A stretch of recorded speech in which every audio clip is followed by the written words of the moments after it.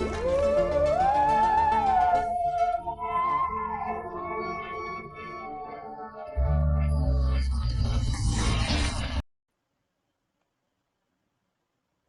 To the tar education friends.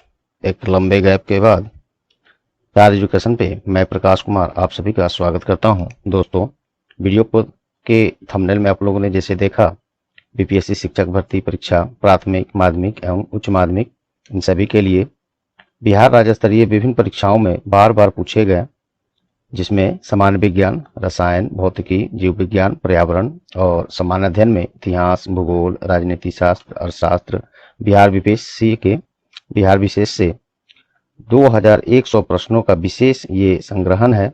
और ये कहने को 2100 प्रश्न है। प्रत्येक प्रश्न में हम आपको एक्स्ट्रा जानकारी भी देंगे, 1, 2, 3 जानकारी प्रत्येक प्रश्न में लगभग मिलेगा। तो कुल मिलाकर ये 5-6 हजार प्लस जो है इसमें प्रश्न हम लोग देखेंगे। और अब तक आपने जो भी पढ़ा होगा, आपका रिजल्ट तो तय करेगा वो। ये टार एजुकेशन का जो 2100 प्रश्नों का संकलन इसमें आपको जो दिया जाएगा एक्स्ट्रा जानकारी के साथ, टोटल 5-6 हजार क्वेश्चन हम लोग ये अगले मात्र 3 दिनों में करेंगे। और इसको करने के बाद हमें पूरा विश्वास है कि आप अपने आपको एग्जाम को लेकर बहुत ही मजबूत स्थिति में महसूस करेंगे। और इस सीरीज को करने के बाद लास्ट में एक मैं प्रश्न पूछूंगा, जिसका जवाब आपको कमेंट में हर हाल में बिना गूगल सर्च किए करना है, ताकि पता चले आपकी तैयारी किस स्तर तक है, पूरी हुई है। और एग्जाम तो आप देंगे ही। इस सीरीज को करने के बाद आप इस सेट से संबंधित आपको, चलिए कुछ ये देख लेते हैं। आपको हालांकि ये सभी जानकारी होगा, फिर भी हम चर्चा कर लेते हैं। परीक्षा जो है 3 तारीख में, 3 दिनांकों में, 24, 25, 26, 3 डेटों में होगा ये। हालांकि ये सभी आपको जानकारी होगा, चूंकि यह फर्स्ट सेट है इस सीरीज का। तो थोड़ी सी हम लोग देख लेते हैं। 24 तारीख को जो है 1 से 5 तक के लिए सामान्य अध्ययन का एग्जाम होगा मेल कैंडिडेट के लिए। और द्वितीय पाली जो 3:30 से 5:30 तक होगा, ये फीमेल कैंडिडेट के लिए होगा। वही शुक्रवार को 25 अगस्त को लैंग्वेज वाला जो पेपर है वो पुरुष के लिए, मेल कैटेगरी के लिए होगा। और द्वितीय पाली में फीमेल कैंडिडेट के लिए होगा। 26 तारीख को सामान्य अध्ययन जो 9वीं और 10वीं के लिए जो लोग भरे हैं उनका होगा प्रथम पाली में। और 11वीं और 12वीं के लिए जो है उनका एग्जाम दूसरी पाली में होगा। तो ये तारीख है। आपको मालूम है दोस्तों, ये जो परीक्षा है टीचर भर्ती का, शिक्षक भर्ती का, इसमें मात्र आपको 3 अटेम्प्ट ही मिल रहे हैं।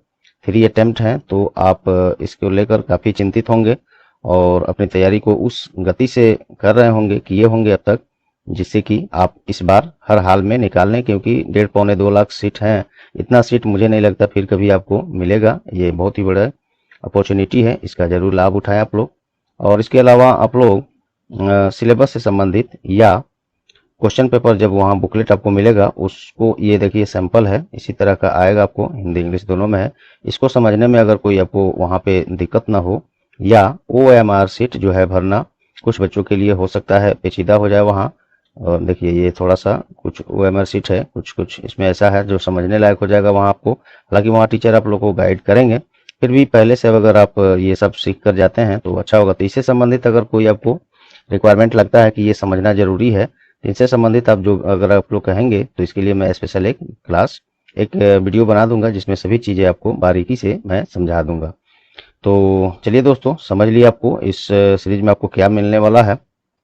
और ये इसमें जो भी प्रश्न हम लोग करेंगे, ये आपको विशेषकर इसे शिक्षक भर्ती परीक्षा के लिए तैयार किया गया है। लेकिन बिहार राज्य में होने वाले सभी परीक्षाओं, जैसे बिहार पुलिस, कांस्टेबल, दरोगा, SI, SSC, रेलवे और बिहार के अन्य सभी परीक्षाओं के लिए उतना ही महत्वपूर्ण होंगे जितने कि आपके इस अगले 2-3 दिन बाद, अर्थात कौन सा तारीख था, 24 तारीख से जो परीक्षा होगा उसमें सभी परीक्षाओं के लिए ये काफी महत्वपूर्ण होगा। तो चलिए बिना देर किए पहले शुरू करते हैं क्लास। पहला प्रश्न हम लोग का है, निम्न में से किस नगर में, हड़प्पा नगर में जूते हुए खेतों के निशान मिले हैं? जूते हुए अर्थात जिसकी जुताई हुई होगी। तो इसका सही जवाब है A, कालीबंगा। कालीबंगा सिंधु सभ्यता से संबंधित आप लोग समझ रहे हैं इसमें है। इसका सिंधु सभ्यता का खोज कब हुआ था दोस्तों? तो ये 1921 में हुआ था। किसने किया था? तो वो किए थे दयाराम साहनी। दयाराम साहनी हो सकता है इसमें आपको सभी चीज़ें राइटिंग में जरूरी नहीं है, कुछ मैं जो बोल रहा हूँ उसको सुनते जाइए, जहाँ स्पष्ट लिखने की जरूरत होगी मैं आपको जरूर वहाँ लिख कर दिखाऊंगा। चलिए नेक्स्ट क्वेश्चन देखते हैं। त्रिरत्न या तीन रत्न जैसे सटीक ज्ञान, सच्ची आस्था और सटीक क्रिया निम्न में से किससे संबंधित है? तो इसका सही जवाब है जैन धर्म। जैन धर्म की स्थापना ऋषभ देव ने की थी और इसके वास्तविक संस्थापक जो 24वें तीर्थकर थे महावीर स्वामी, उनको माना जाता है। नेक्स्ट है, इनमें से किस शासक ने चतुर्थ बौद्ध संगीति कश्मीर में आयोजित की? सही जवाब है इसका कनिष्क। चतुर्थ बौद्ध संगीति का आयोजन कुंडलवन जो कि कश्मीर में है उसे वहां पे किया गया था। नेक्स्ट हम लोग देखते हैं चौथा प्रश्न, निम्नलिखित में से किस भारतीय दर्शन ने परमाणु सिद्धांत का प्रतिपादन किया? सही जवाब है इसका वैशेषिक। इसमें कुछ एक्स्ट्रा बताने लायक मुझे नहीं लगता। चलिए पांचवा देखते हैं। और ये देखिए, अभी हम लोग इतिहास से संबंधित प्रश्न कर रहे हैं, उसके बाद ज्योग्राफी होगा, अर्थशास्त्र होगा, साइंस के क्वेश्चन होंगे। ये सभी बारीकी से आप देखते जाइए, ध्यान से, बिल्कुल कहीं कुछ माइंड डिवेट नहीं करना है, देखते जाइए। बिल्कुल इस सेट से आप जितना प्राप्त करेंगे आपको क्लास खत्म होते होते और समझ में आ जाएगा कितनी जानकारी आपको इन सेट से मिला। और बाकी सेट हम लोग एग्जाम शुरू होने से पहले सभी 2100 प्रश्न, जिसमें 5-6 हजार प्लस प्रश्न हो जाएंगे एक्स्ट्रा जानकारी के साथ, जो मैंने शुरू में बताया ही, तो वो पूरे हो जाएंगे और काफी मजबूत स्थिति में आप अपने को पाएंगे। तो बारी बारी से सब्जेक्ट वाइज हम लोग प्रश्न को करते जाते हैं। नेक्स्ट है, किस दिल्ली सुल्तान ने रक्त एवं लौह की नीति अपनाई? तो इसका सही जवाब है बलबन। बलबन, तो इसे उलुंग खा के नाम से भी जाना जाता है, इनको बलबन को। ये एक्स्ट्रा जानकारी रही आपकी। नेक्स्ट है, कौन सा मध्यकालीन भारतीय साम्राज्य व्यापक स्तर पर स्थानीय स्वशासन के लिए प्रसिद्ध था? तो इसका सही जवाब है Chola, B number option. Chola वंश के संस्थापक कौन थे? तो विजयालय था। और चोल वंश की राजधानी कहाँ है? तो वो था तंजौर। तंजौर, कुछ ज्यादातर मैं हिंदी में ही लिखना, इंग्लिश में ही लिखना पसंद करता हूँ, लेकिन ये हिंदी सेट है तो ये इंग्लिश में, हिंदी में ही लिखना ज्यादा जरूरी होगा। चलिए, क्योंकि बिहार स्तरीय ये परीक्षा है तो इसमें ज्यादातर लोग हिंदी भाषी ही होंगे, ऐसा मैं उम्मीद करता हूँ। चलिए, प्राचीनकारी अर्थात पिटरा ड्योरा निम्नलिखित में से किससे संबंधित है? सही जवाब है दीवारों में अर्थ कीमती पत्थर जड़कर फूलों की नक्काशी करना, इससे ये संबंधित है प्राचीनकारी या पिटरा ड्योरा। इसमें कुछ एक्स्ट्रा नहीं लग रहा है कुछ। किस मुगल शासक ने चित्रकारी के लिए कारखाने बनवाए? तो इसका सही जवाब है अकबर। अकबर चित्रकारी के लिए बढ़ावा देने के लिए विशेषकर जाने जाते हैं, लेकिन चित्रकारी का स्वर्ण युग जो है जहांगीर के शासनकाल में माना जाता है, ये आप याद रखेंगे। अब चलिए, भारतीय इतिहास में आधुनिक भारत से संबंधित प्रश्न, और ये सभी प्रश्न दोस्तों किसी न किसी परीक्षा में ये पूछे गए हैं और बार बार पूछे गए हैं, तो ये बहुत ही महत्वपूर्ण है। पूरी क्लास कीजिए, पूरी सीरीज परीक्षा से पहले मैं जो भी करा रहा हूँ उसको जरूर कर लीजिए, आपको बहुत बहुत इससे लाभ होगा, आपको खुद समझ में आएगा। नेक्स्ट है, इनमें से किसने 1857 के विद्रोह में सक्रिय भाग लिया था? सही जवाब है इनमें से कोई नहीं या एक से अधिक। तो मैं इसका जवाब आपको बता देता हूँ।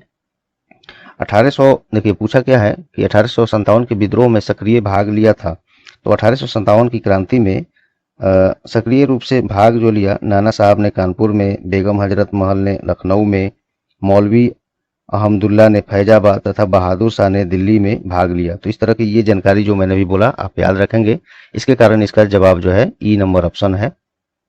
चलिए 10वां प्रश्न हम लोग देखते हैं।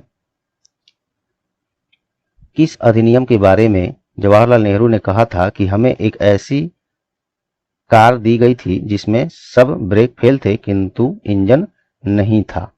जवाहरलाल नेहरू ने कहा था, किस अधिनियम पर इन्होंने कहा था? तो ये इसका सही जवाब है 1935 का अधिनियम, ये जवाहरलाल नेहरू ने कहा था। और ये याद रखेंगे, इस पर अलग एक प्रश्न बनता था, हो सकता है, बन सकता है कि ये किसने कहा था कि हमें एक ऐसी कार दी गई थी जिसमें सब ब्रेक थे किंतु इंजन नहीं था? तो ये जवाहरलाल नेहरू ने कहा था 1935 अधिनियम को।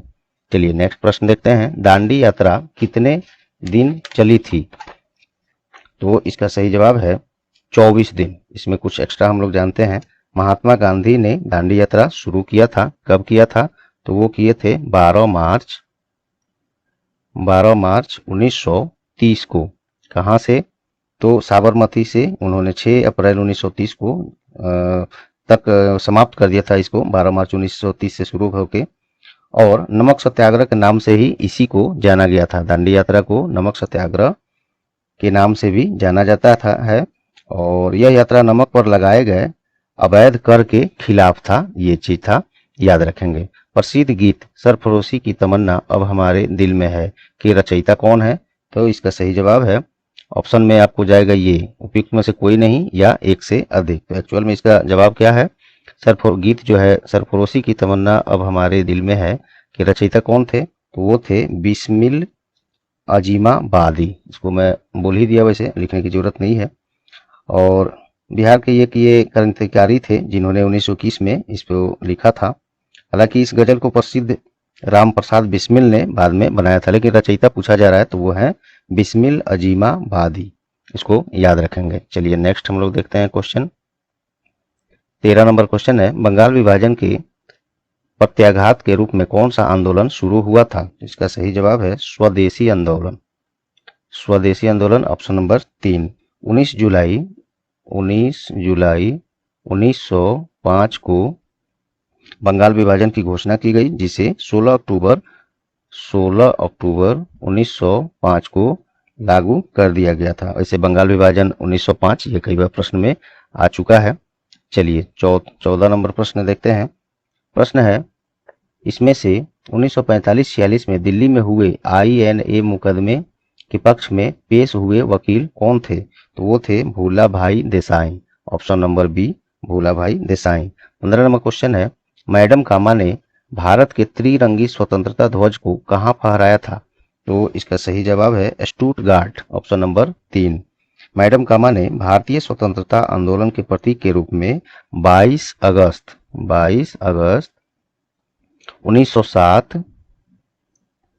को। नेक्स्ट देखते हैं, निम्नलिखित में से कौन सी जोड़ी सही है? तो इसका सही जवाब है 16 नंबर का ऑप्शन नंबर बी, CR दास देश बंधु। नेक्स्ट देखते हैं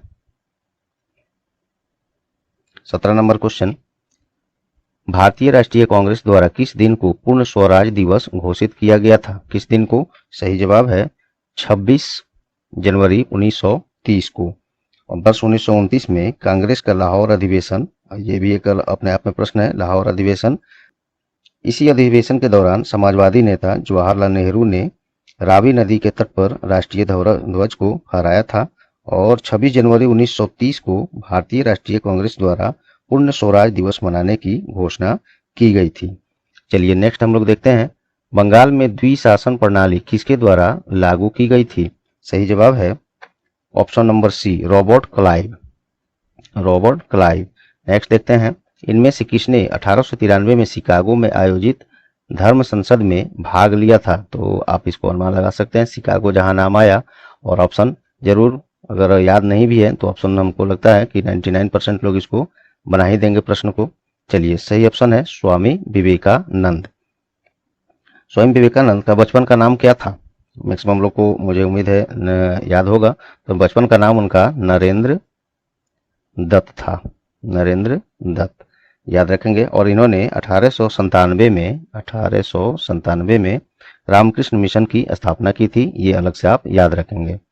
1923 में स्वराज पार्टी का गठन किसने किया? सही जवाब है सी नंबर ऑप्शन, CR दास एवं मोतीलाल नेहरू। और स्वराज पार्टी की स्थापना कब की गई थी? 1923 में की गई थी। चलिए नेक्स्ट देखते हैं 21 नंबर प्रश्न, प्रसिद्ध नाटक नील दर्पण जिसमें इंडिगो की खेती करने वाले किसानों के दमन का चित्रण किया गया, इसके रचना किसने किया था? सही जवाब है ऑप्शन नंबर डी, दीनबंधु मित्र। नेक्स्ट है 1760 की प्रसिद्ध बांडीवास का युद्ध अंग्रेजों द्वारा किसके खिलाफ लड़ा गया था? सही जवाब है ऑप्शन नंबर ए, फ्रांसीसी। 1760 में प्रसिद्ध बांडीवास का युद्ध अंग्रेजों द्वारा किसके खिलाफ? तो फ्रांसीसी के खिलाफ। इसमें कुछ एक्स्ट्रा चलिए नहीं बनता है। चलिए नेक्स्ट है, किस अधिनियम ने भारत में पृथक निर्वाचक मंडल का आरंभ किया था? तो इसका ऑप्शन है डी, भारतीय परिषद अधिनियम 1909। इस अधिनियम को मार्ले मिंटो सुधार के नाम से भी जाना जाता है, बिल्कुल इसको याद रखिएगा। और चलिए नेक्स्ट देखते हैं 24 नंबर प्रश्न। 1831 में बुद्धो भगत के नेतृत्व में कोल विद्रोह किस क्षेत्र में हुआ था? सही जवाब है option number B, Singhbhum. Option number B, Singhbhum. Next देखते हैं निम्नलिखित में से किस कॉलेज में महात्मा गांधी ने पढ़ाई की थी? पूछा हुआ प्रश्न है टोटल ये चूंकि, तो इसका सही जवाब है श्यामल दास कॉलेज, भावनगर। और मैट्रिक प्रारंभिक पढ़ाई उनका महात्मा गांधी का कहाँ हुआ था? तो वो हुआ था राजकोट। राजकोट किस राज्य की बात हो रही है? चलिए कमेंट में इसे बताइए, देखते हैं किनको किनको मालूम है। मैट्रिक उत्तीर्ण होने के बाद भावनगर श्यामलाल दास कॉलेज में पढ़ाई किए महात्मा गांधी, और उसके बाद वो इंग्लैंड जाकर बाकी पढ़ाई उन्होंने किया था, ये भी सब याद रखेंगे। बिहार के प्रथम मुख्यमंत्री कौन थे? चलिए बिहार विशेष अब प्रश्न कुछ हम लोग देख लेते हैं जो पूछे गए हैं बार बार। बिहार के प्रथम मुख्यमंत्री कौन थे? तो इसका सही जवाब है ऑप्शन नंबर ए, श्री कृष्ण सिंह। ये बिहार के प्रथम मुख्यमंत्री रहे हैं और 1937 में गठित प्रथम कांग्रेसी मंत्रिमंडल में वे मुख्यमंत्री बने थे। और आज़ादी के बाद से श्री कृष्ण सिंह लगभग नहीं, एक्चुअल 1946 से 1961 तक ये लगातार मुख्यमंत्री बिहार के रहे हैं। अच्छा, श्री कृष्ण सिंह को एक और नाम से जाना जाता है, वो है बिहार केसरी। बिहार केसरी, इसको याद रखिएगा, अलग से बहुत काफी महत्वपूर्ण है। बिहार में कांग्रेस का प्रथम अधिवेशन रखा गया था कहां पे? सही जवाब है ऑप्शन नंबर ए, पटना। 1912 में बांकीपुर, जो पटना में ही है, वहीं पे आयोजित हुआ था ये। चलिए नेक्स्ट है 28 नंबर प्रश्न देखते हैं। जयप्रकाश नारायण को कौन सी उपाधि दी गई थी? सही जवाब है, सभी लोग जानते होंगे, काफी इजी प्रश्न है ये और बार बार पूछा गया है। लोक नायक की उपाधि जयप्रकाश नारायण को दी गई थी। 1942 में, याद आया कुछ इसमें, 1942 में भारत छोड़ो आंदोलन के दौरान इन्होंने आजाद दास्ता का गठन भी किया था, ये भी याद रखेंगे। और इनको 1998 में भारत सरकार द्वारा भारत का सर्वोच्च नागरिक सम्मान क्या है? भारत रत्न से सम्मानित भी किया गया था। ये सभी चीजें इसमें आप याद रखेंगे। नेक्स्ट है 29 नंबर प्रश्न देखते हैं। बिहार की स्थापना कब की गई थी? मोस्ट इंपोर्टेंट, सभी लोग जानते हैं, लेकिन इसमें बहुत कुछ एक्स्ट्रा जानकारी मैं दूंगा, ध्यान से देखिए। बंगाल से पृथक होकर बिहार राज्य की स्थापना कब हुई? 22 मार्च 1912 को। इसीलिए 22 मार्च को हम लोग बिहार दिवस के रूप में भी मनाया जाता है बिहार में। और ये तो हुई बंगाल से अलग हुआ 22 मार्च 1912 को। एक और जानकारी इसमें आप देख लीजिए, 1936 ईस्वी में उड़ीसा को बिहार से अलग किया गया था। फिर उसके बाद सन 2000 में बिहार से झारखंड को अलग किया गया था, झारखंड। और 22 मार्च को बिहार दिवस के रूप में मनाया जाता है, मैंने बताया ही। चलिए नेक्स्ट है, देखिए बिहार से बंगाल से अलग हुआ, उड़ीसा से 1936 में हुआ, फिर सन 2000 में झारखंड अलग हुआ, ये सभी काफी महत्वपूर्ण है, आप याद रखेंगे। 22 मार्च को बिहार दिवस भी है, इसीलिए मनाया जाता है, ये भी याद रखेंगे। नेक्स्ट है, बिहार में 3 कठिया पद्धति में नील की खेती के लिए भूमि का कितना भाग अमानत रखा जाता था? मोस्ट इंपोर्टेंट, ये बहुत बार पूछा गया प्रश्न है। वैसे तो इसमें सभी प्रश्न पूछे ही गए हैं कभी ना कभी, इसलिए काफी महत्वपूर्ण है। तो ये इसका सही जवाब है 30 नंबर क्वेश्चन का ऑप्शन सी, 3/20 भाग भूमि का अमानत रखा जाता था। और बिहार के चंपारण जिले पर, जो कि अब पूर्वी चंपारण और पश्चिमी चंपारण में बटा हुआ है, उस समय केवल चंपारण के नाम से जाना जाता था, 3 कठिया पद्धति से विशेषकर शोषित था। इस पद्धति के अनुसार होता क्या था कि 20 कट्ठे जमीन पर 3 कट्ठे नील की खेती करना अनिवार्य अंग्रेजों द्वारा किया गया था। इसी को दूर करने के लिए गांधी जी चंपारण सत्याग्रह कब चलाए थे? 1917 में बिहार में चंपारण जिले में आकर चलाया और इस पद्धति को समाप्त उन्होंने करवाया। तो चंपारण सत्याग्रह आंदोलन 1917 में, ये याद रखेंगे, गांधी जी के द्वारा। नेक्स्ट है, रामविलास पासवान ने अपना राजनीतिक सफर किस राजनीतिक दल से प्रारंभ किया था? ये प्रश्न ये भी पूछा गया है कई बार, तो इसका सही जवाब है सी, संयुक्त सोशलिस्ट पार्टी से ये अपना करियर शुरू किए थे। लेकिन रामविलास पासवान सन 2000 में अपना एक अलग पार्टी बनाए थे। क्या नाम है उनके पार्टी का, जो आज अब तो खैर वो हम लोग के बीच नहीं रहे हैं, उनके पुत्र चिराग पासवान इसको डील करते हैं, इस पार्टी को चला रहे हैं। तो सन 2000 में जनशक्ति पार्टी, लोक जनशक्ति पार्टी की स्थापना सन 2000 में उन्होंने किया था। और इनका निधन 8 अक्टूबर 2020 को रामविलास पासवान हम लोग के बीच उस दिन चले गए, नहीं रहे। चलिए नेक्स्ट देखते हैं। बिहार के राजनीतिज्ञ स्वर्गीय रघुवंश प्रसाद सिंह की पहली बार किस लोकसभा के लिए निर्वाचित हुए थे? ऐसे भी प्रश्न अनेकों बार डीपली पूछा जाता है इसे। तो इसका सही जवाब है ऑप्शन नंबर बी, 11वीं लोकसभा में ये रघुवंश प्रसाद सिंह पहली बार लोकसभा के लिए निर्वाचित हुए थे। और इसमें कुछ इनको, हाँ, इनका नाम जो है रघुवंश प्रसाद सिंह, इनको मनरेगा मैन के नाम से जाना जाता है। मनरेगा मैन के नाम से किनको जाना जाता है? तो यही रघुवंश प्रसाद सिंह।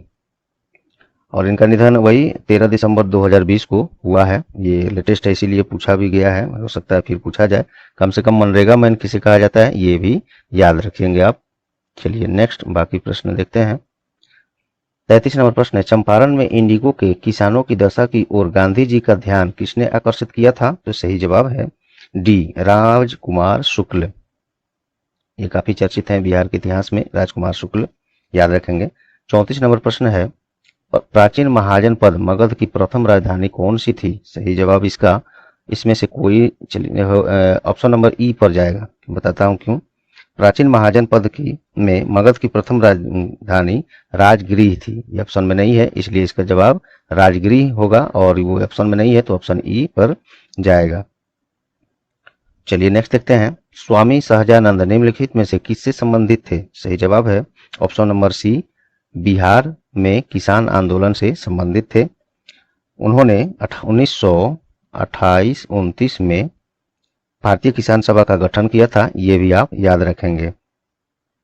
36 नंबर प्रश्न है, कौन सा निम्न में से कौन सा भारत में गांधी जी का प्रथम सत्याग्रह आंदोलन था जिसमें उन्होंने सविनय अवज्ञा का प्रयोग किया था? तो वही अभी जो ऊपर हम लोग चर्चा किए, चंपारण सत्याग्रह 1917, इसमें सविनय अवज्ञा का उन्होंने प्रयोग किया था। चलिए नेक्स्ट देखते हैं। 37 नंबर प्रश्न है, ऊपर से होगा ये, 37 नंबर प्रश्न तो दब गया है। ऐसे बिहार में 1857 का विद्रोह का नेतृत्व किसने किया था? चलिए पढ़ा गया। सही जवाब है इसका सी, कुंवर सिंह। 1857 का विद्रोह का नेतृत्व किसने किया था बिहार में? तो कुंवर सिंह। कुंवर सिंह कहाँ के थे? तो वे जगदीशपुर के जाने माने जमींदार थे बिहार में। इसमें कुछ और नाम जो है, नाना साहब जो थे वो कानपुर से थे। बेगम हजरत महल ऑप्शन में नहीं है, वो थे लखनऊ से। लक्ष्मीबाई झांसी से थी। ये सब भी याद रखेंगे। 38 नंबर प्रश्न है, जनजाति और जिले के निम्न जोड़े में से कौन सा जोड़ा सही नहीं है? दोस्तों आप इस क्लास में बने रहें, अभी इसमें आगे साइंस के फिजिक्स, केमिस्ट्री, बायोलॉजी आने वाला है, ज्योग्राफी आने वाला है, अर्थशास्त्र आने वाला है, बिहार विशेष हो ही गया, अभी चल रहा है। एक से एक ऐसे प्रश्न हैं जो कि इतने महत्वपूर्ण है और बार बार पूछे गए हैं प्रश्न ये सब परीक्षाओं में। तो आप क्लास में बने रहें, अंत होते होते आपको समझ में आएगा इस सेट से आपको कितना कुछ हासिल हुआ। चलिए, तो जनजाति और जिले के निम्न में से कौन सा जोड़ा सही नहीं है? ध्यान दीजिएगा, ऐसे प्रश्न एग्जाम में कंफ्यूजन कर देता है। सही नहीं है पूछा गया है, तो इसका सही जवाब है बी, मुंडा जमुई। ये सुमेलित सही नहीं है। बाकी संथाल बांका से, उरांव सुपौल से और खरवार भागलपुर से ये जनजाति संबंधित है। ये सुमेलित सही नहीं है, इसको मैं बताता हूँ। मुंडा जनजाति विशेषकर उत्तरी बिहार के कुछ जिलों में है, और कटिहार जिला की बात करें तो इसमें ये जनजाति अर्थात मुंडा जनजाति टोटल जनसंख्या का 4.5% आते हैं इसमें। ये सब ये बाकी याद रखेंगे। चलिए नेक्स्ट है, बिहार राज्य के कुल भौगोलिक क्षेत्र की तुलना में समस्त वन्य क्षेत्र का प्रतिशत कितना है? तो इसका सही जवाब है ऑप्शन नंबर ई पर जाएगा, क्योंकि वो डाटा इसमें ऑप्शन में आपको इसमें नहीं है। देखिए रिपोर्ट जो निकला था, रिपोर्ट 2019 में एक निकाला गया था, उसके हिसाब से बिहार के वनों का आवरण 7,305 वर्ग किलोमीटर है, जो कुल भौगोलिक क्षेत्र का 7.76% है, जो कि ऑप्शन में नहीं था, इसीलिए ई ऑप्शन पर गया था। चलिए नेक्स्ट क्वेश्चन हम लोग देखते हैं। 40 नंबर प्रश्न है, निम्नलिखित में से किस जिले में बिहार का एकमात्र राष्ट्रीय उद्यान स्थित है? सभी लोग, मुझे लगता है 100% लोग इस प्रश्न को जानते होंगे। एकमात्र राष्ट्रीय उद्यान बिहार में कहाँ स्थित है? तो ऑप्शन नंबर सी, पश्चिमी चंपारण में स्थित है ये। और ये राष्ट्रीय उद्यान टाइगर रिजर्व के लिए प्रसिद्ध है और इसका स्थापना कब हुआ था? 1978 में। और यह गंडक नदी के किनारे स्थित है, ये भी आप याद रखेंगे। जो भी मैं एक्स्ट्रा बता रहा हूँ ध्यान से सुनिएगा क्लास को बिल्कुल। चलिए, बिहार में प्रवाहित होने वाली निम्न नदियों में से उत्तर की ओर प्रवाहित होने वाली कौन सी नदी है? तो 41 नंबर प्रश्न का जवाब है ये सभी हैं। तो एक से अधिक ऑप्शन इसमें आ रहा है, इसके कारण से इसका सही जवाब ऑप्शन नंबर ई है। उपयुक्त विकल्पों में से ये सभी नदी जो है उत्तर दिशा की ओर ही ये सब बहती हैं, इसीलिए ऑप्शन ई पर जाना पड़ा है। और ये सभी नदियां हिमालयन नदी है जो कि नेपाल में हिमालय से निकलकर बिहार में प्रवेश कर गंगा की सहायक नदियां ये सब बन जाती हैं। ये सब ध्यान से याद रखेंगे। बिहार के निम्न जिलों में से किस जिले में ही पिडमोंट स्क्वैप मिट्टी पाई जाती है? तो इसका सही जवाब है अब ये पश्चिमी चंपारण, जिसकी चर्चा भी हम लोगों ने किया, यहाँ पे ये पाई जाती है। और ये मिट्टी जो है ये पिडमोंट स्वैप मिट्टी विशेषकर धान की खेती के लिए सर्वोत्तम मानी जाती है, ये भी याद रखेंगे। बिहार में प्रशासनिक विभागीय जोड़ों में से किस जोड़े से गंगा नदी नहीं बहती है? इस ऑप्शन में गंगा नदी किसमें नहीं बहती है ये हम लोग को बताना है। इसका सही जवाब है ऑप्शन नंबर डी, कोसी और मगध, इसमें गंगा नदी नहीं बहती है। गंगा नदी देखिए बिहार के 12 जिलों से होकर बहती है, बिल्कुल याद रखेंगे, ये अलग से प्रश्न बन सकता है। वो 12 जिले कौन कौन से हैं मैं नाम रखता हूँ, ध्यान से सुन लीजिए।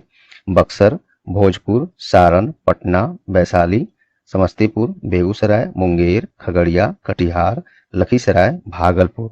ये सभी ऑप्शन जो है इसमें से गंगा नदी बहती है, लेकिन ये जो दिया था कोसी मगर ये सही सुमेलित यहाँ पे नहीं था। चलिए नेक्स्ट क्वेश्चन हम लोग देखते हैं। 44 वर्ष 1632 में बिहार के पटना शहर में कौन सी कंपनी ने अपनी फैक्ट्री स्थापित की थी? सही जवाब है option number B, Dutch East India Company, अच्छे से याद रखेंगे ये। और ये 1632 में आई थी बिहार के पटना में अपना ये पहला कारखाना बैठाने। और यह फैक्ट्री मुख्यतः चीनी, सोरा, सूती वस्त्र, अफीम आदि का व्यापार किया करता था। चलिए नेक्स्ट देखते हैं। बिहार सरकार ने अगस्त 2018 में एक नई योजना सतत जीविकोपार्जन योजना शुरू की। इस योजना का उद्देश्य क्या है? तो इसका सही जवाब है ऑप्शन नंबर ई पर जाएगा, क्योंकि सतत ये पूछा है। देखिए 18 में एक जो सतत जीविकोपार्जन योजना का शुरू की, इस योजना का उद्देश्य क्या था? तो इसका उद्देश्य बिहार सरकार द्वारा शराबबंदी के कारण प्रभावित परिवारों के पुनर्वास के लिए किया गया था, जिसके अंतर्गत इससे प्रभावित लोगों को रोजगार के अवसर प्रदान करना था। अच्छे से इसको याद रखिएगा। ये वर्ष 2018 भले दिख रहा है, लेकिन ये प्रश्न हमेशा नए प्रश्न बनकर ही आपके एग्जाम में आ सकता है। बिहार सरकार के 7 निश्चयों में निम्नलिखित में से कौन सा सम्मिलित नहीं है, पूछा गया है। तो इनमें से कौन नहीं है ये हम लोग को बताना है। इसका सही जवाब है बाल कल्याण। ये है 7 जो निश्चय जो नीतीश कुमार जी ने शुरू किया था, उसमें से इसमें बाल कल्याण शामिल नहीं है। 7 निश्चय दोस्तों है कौन कौन, मैं आपको बता देता हूं। देखिए, आर्थिक हल, युवाओं को बल, आरक्षित रोजगार, महिलाओं का अधिकार, हर घर बिजली लगातार, घर घर नल का जल, हर घर पक्की गली नालियां, शौचालय निर्माण, घर का सम्मान, अवसर बढ़े आगे बढ़े। ये 7 निश्चय था नीतीश कुमार जी के वर्तमान मुख्यमंत्री के द्वारा शुरू किया गया था, लेकिन 7 निश्चय में ये बाल कल्याण नहीं था, यही आपको चुनना था। चलिए नेक्स्ट प्रश्न हम लोग देखते हैं। बिहार का प्रति व्यक्ति शुद्ध आय, माफ कीजिएगा, शुद्ध राज्य घरेलू उत्पाद स्थिर कीमतों पर देश की तुलना में कम है। वर्ष 2018-19 में यह कितना था? तो इसका सही जवाब है ऑप्शन डी, राष्ट्रीय औसत का 33%। इसको याद रखेंगे, 2018-19 का ये डाटा है। हो सकता है ये प्रश्न अब आपको नहीं पूछा जाए, अब लेटेस्ट वाला ही पूछा जाएगा। चलिए नेक्स्ट है। भारत के निर्वाचन आयोग ने कब बिहार विधानसभा 2020 के आम चुनाव के लिए प्रेस नोट जारी किया था? तो इसका सही जवाब है ऑप्शन नंबर सी, 25 सितंबर 2020 को। नेक्स्ट है, बिहार सरकार ने 1 अप्रैल 2019 में सार्वजनिक वित्तीय प्रबंधन प्रणाली CFMS शुरू की। यह प्रणाली किससे संबंधित है? तो इसका सही जवाब है ऑप्शन नंबर ई पर जाएगा, क्योंकि एक से अधिक ऑप्शन इसमें से फॉलो कर रहा है। कौन कौन? तो ऑप्शन नंबर ए, राज्य में समस्त वित्तीय कार्यकलापों को ऑनलाइन तथा कागज रहित बनाना, और ऑप्शन नंबर डी, स्थानीय निकाय सहित राज्य सरकार को वित्त का प्रबंधन करना। इसको याद रखेंगे, वित्तीय प्रबंधन प्रणाली CFMS संबंधित था ये ऑप्शन नंबर ए और डी से। दो ऑप्शन सही था, इसलिए ऑप्शन नंबर ई पर ये चला गया है। चलिए नेक्स्ट देखते हैं 50 नंबर प्रश्न को। भारत सरकार ने 2 जनवरी 2020 को बिहार राज्य को कृषि कर्मण पुरस्कार प्रदान किया। यह पुरस्कार दिया गया था किस क्षेत्र में विशेष योगदान के लिए बिहार सरकार को? तो इसका सही जवाब है ऑप्शन नंबर ए, मक्का और गेहूं के उत्पादन में उत्पादकता के लिए वर्ष 2020 में भारत सरकार के द्वारा ये कर्मण पुरस्कार, कृषि कर्मण पुरस्कार दिया गया था। अब तक इस क्षेत्र में केवल मक्का और गेहूं के क्षेत्र में लगातार 2020 तक बिहार सरकार को 5 बार यह पुरस्कार मिल चुका है, ये भी आप याद रखेंगे। चलिए नेक्स्ट देखते हैं। अब हम लोग देखते हैं राजनीति शास्त्र, राज्य व्यवस्था, संविधान से संबंधित प्रश्न जो बार बार आपसे पूछे गए हैं प्रश्नों अन्य परीक्षाओं में। निम्न में से कौन सा विकेंद्रीकरण का वैशिष्ट्य नहीं है? इसका सही जवाब है ऑप्शन नंबर सी, स्थानीय समुदायों में आत्मविश्वास को नहीं जगाना। ये ऑप्शन इसमें फॉलो नहीं करता है। पूछा है कौन सा विकेंद्रीकरण का वैशिष्ट्य नहीं है। देखिए, विकेंद्रीकरण से तात्पर्य दोस्तों यह है कि स्वायत्तता तथा भागीदारी को अधिक लोगों तक पहुंचाना, स्थानीय समुदाय को मजबूत बनाने के उद्देश्य से ये है ये। चलिए नेक्स्ट प्रश्न देखते हैं। ब्रिटिश शासन काल में संविधान के विकास में कौन सा कानून ऐतिहासिक नहीं था? ये ध्यान दीजिएगा, बहुत फंसाएगा आपको। पूछा है नहीं था, हो सकता है आप है का जवाब जानते हो और गलत ऑप्शन टिक कर देंगे और आपका नंबर वो बेकार चला जाएगा। चलिए, तो इसका सही जवाब है option number D, protection of civil rights act 1955। ये कानून ऐतिहासिक नहीं था, बाकी सब ये ऐतिहासिक है, इसको आप याद रख सकते हैं। चलिए नेक्स्ट है, भारत में संविधान का कौन सा अनुच्छेद भारतीय निर्वाचन आयोग की स्थापना से संबंधित है? मोस्ट इंपोर्टेंट ये प्रश्न है, ये आपसे पूछा जा सकता है। इसका सही जवाब है ऑप्शन नंबर ए, अनुच्छेद 324। ये भारतीय निर्वाचन आयोग की स्थापना से संबंधित है एक्चुअली में, और ये भारतीय संविधान के भाग 15 में आता है, इसको याद रखेंगे, भाग 15 में आता है ये। अनुच्छेद 324 के अंतर्गत भारतीय निर्वाचन आयोग की स्थापना का चर्चा है इसमें।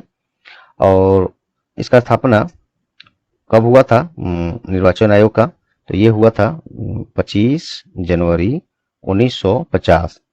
चलिए, 25 जनवरी को इस एक दिवस के रूप में मनाया जाता है, निर्वाचन आयोग से संबंधित ही। चलिए, इस दिवस को किस रूप में मनाया जाता है, इसका जवाब आप लोग कमेंट में दीजिए। आप अनुमान लगा लिए होंगे किस दिवस के रूप में मनाया जा रहा होगा। कमेंट में बताइए कितने लोग इसको जानते हैं या अभी कम से कम समझ गए, इसको कमेंट में जरूर डालिए। चलिए नेक्स्ट देखते हैं हम लोग, विधि का नियम या कानून का अधिराज्य का मतलब क्या है? तो इसका सही जवाब है ऑप्शन ए, सभी के लिए एक कानून और सभी के लिए एक न्याय तंत्र। इसका मतलब यही है। आप इसको अपने अनुभव से भी इसको बना सकते थे, वैसे आपको जवाब मिल गया।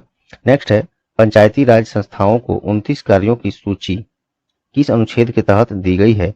तो इसका सही जवाब है ऑप्शन नंबर डी, अनुच्छेद 243 जी। इसको आप याद रखेंगे। नेक्स्ट प्रश्न हम लोग देखते हैं, 73वें संविधान संशोधन कानून की वैधानिक शुरुआत किस संविधान संशोधन बिल में पेश की गई थी, बिल से हुई थी? तो इसका सही जवाब है ऑप्शन नंबर डी, 64वां संविधान संशोधन बिल से, बिल के द्वारा इसको 73वें संविधान संशोधन कानून को वैधानिक दर्जा दिया गया। भूगोल से संबंधित प्रश्न, ज्योग्राफी से संबंधित प्रश्न देखते हैं। चलिए, निम्नलिखित में हिमालय पर्वत श्रेणियों में किस पर्वत श्रेणी को अटल टनल पार करती है? अटल टनल के बारे में हम लोग कुछ और एक्स्ट्रा इसमें जानेंगे, काफी महत्वपूर्ण पूछे भी गए हैं वो सब। तो निम्न हिमालय पर्वत श्रेणियों में से किस पर्वत श्रेणी को अटल टनल पार करती है? तो इसका सही जवाब है पूर्वी Pir Panjal, option number D. देखिए अटल टनल नाम आप लोगों ने सुना होगा। अटल टनल जो विश्व की सबसे बड़ी सुरंग है, ये अपने भारत में है और यह मनाली लेह राजमार्ग पर रोहतांग दर्रे के नीचे बनाई गई है। और इसका आकार भी पूछा जा सकता है, तो इसका आकार घोड़े के नाल के समान है और इसकी लंबाई मोस्ट इंपोर्टेंट 9.02 किलोमीटर है और विश्व की सबसे बड़ी ये सुरंग भी है जो अपने भारत में है।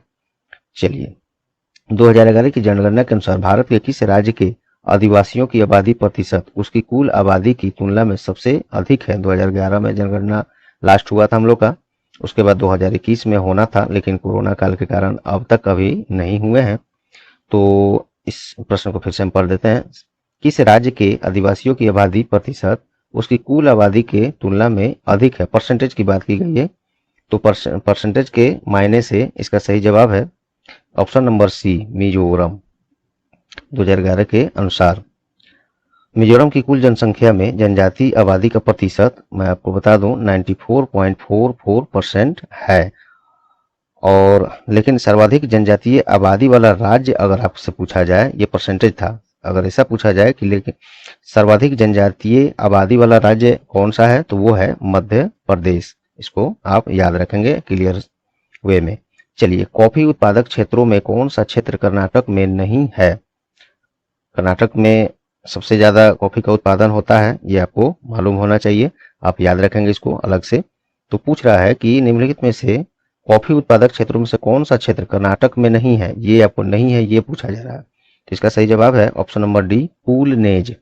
पूलनेज ये नहीं है, बाकी ये कर्नाटक में है सब, और कर्नाटक में ही सर्वाधिक कॉफी उत्पादन होता है भारत में। चलिए नेक्स्ट है, भौगोलिक क्षेत्र की दृष्टि से भारत के निम्न जिलों में से कौन सा जिला सबसे बड़ा है। क्या पूछ रहा है, भौगोलिक क्षेत्र की दृष्टि से, ध्यान देंगे इसको, भौगोलिक क्षेत्र की दृष्टि से भारत के निम्न में से कौन सा जिला सबसे बड़ा है। तो इसका सही जवाब है लेह, ऑप्शन नंबर ए, लेह। और इस प्रश्न को आप लोग कितने लोग, हमको लगता है कुछ लोग समझ नहीं पा रहे होंगे, कितने लोग समझ पाए, क्योंकि कुछ लोग के मन में जो जिला पूछा है सबसे बड़ा जिला, कुछ लोग के मन में चल रहा होगा पश्चिमी चंपारण, बिहार का पश्चिमी चंपारण, वेस्ट चंपारण दिमाग में आ रहा होगा। तो यहाँ पे देखिए भौगोलिक क्षेत्र की दृष्टि से पूछा जा रहा है। तो इस प्रश्न को कितने लोग समझ पाए और इस पर क्या आप कितना स्पष्ट रूप से किसी को बता सकते हैं। चलिए आप जिनको भी, मुझे लगता है सबको ये मालूम होगा, आप इस पर स्पष्ट अपनी भाषा में कमेंट में इस पर कुछ लिखिए। वेस्ट चंपारण आप लोग के मन में क्यों आ रहा है, और एक ऐसा प्रश्न है भी सबसे बड़े जिला के रूप में और किस मायने में, तो उसका जवाब वेस्ट चंपारण, पश्चिमी चंपारण ही है। लेकिन यहाँ पे भौगोलिक क्षेत्र के बारे में पूछा है दृष्टि से, तो वह लेह है। तो इस प्रश्न को कितने लोग समझ पाए और पश्चिमी चंपारण किस प्रश्न का जवाब हो सकता है, वो आप कमेंट में आप लोग बताइए। देखते हैं कितने लोग इसका जवाब स्पष्ट भाषा में और समझकर दे सकते हैं। चलिए भारत के किस राज्य में वन्य जीव अभयारण्य सबसे अधिक संख्या में है। तो इसका सही जवाब, मोस्ट इंपोर्टेंट क्वेश्चन है ये दोस्तों, सही जवाब है महाराष्ट्र। महाराष्ट्र, कुछ दोस्तों के मन में आ रहा होगा इसका जवाब, सही जवाब एमपी लग रहा होगा। तो क्या है, महाराष्ट्र इसका जवाब होगा। एमपी आप लोगों को क्यों लग रहा है वो एक प्रश्न है अलग, जिसका जवाब मध्य प्रदेश ही होगा। लेकिन यहाँ पे पूछा जा रहा है वन्य जीव अभयारण्य सबसे अधिक है, तो वो महाराष्ट्र में। मध्य प्रदेश किस महीने में आपके मन में आ रहा है, मैं भी समझ रहा हूँ, चलिए कमेंट में बताइए।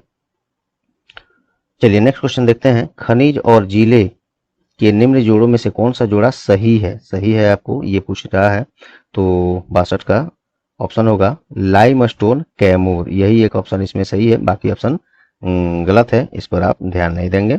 नेक्स्ट देखते हैं, भौगोलिक क्षेत्र की दृष्टि से जापान का सबसे बड़ा द्वीप इसमें से कौन सा है। अब ये हम लोग विश्व का भूगोल देख रहे हैं, तो इसका सही जवाब है Honshu, option number B. Japan का सबसे बड़ा द्वीप होन्शु है। होन्शु द्वीप जापान का सबसे बड़ा द्वीप है और होन्शु द्वीप दुनिया का 7वां सबसे बड़ा द्वीप भी है, आप ये याद रखेंगे। ग्रीनलैंड निम्न देश में से किस देश का भाग है। तो इसका सही जवाब है डेनमार्क, ऑप्शन नंबर ए, डेनमार्क।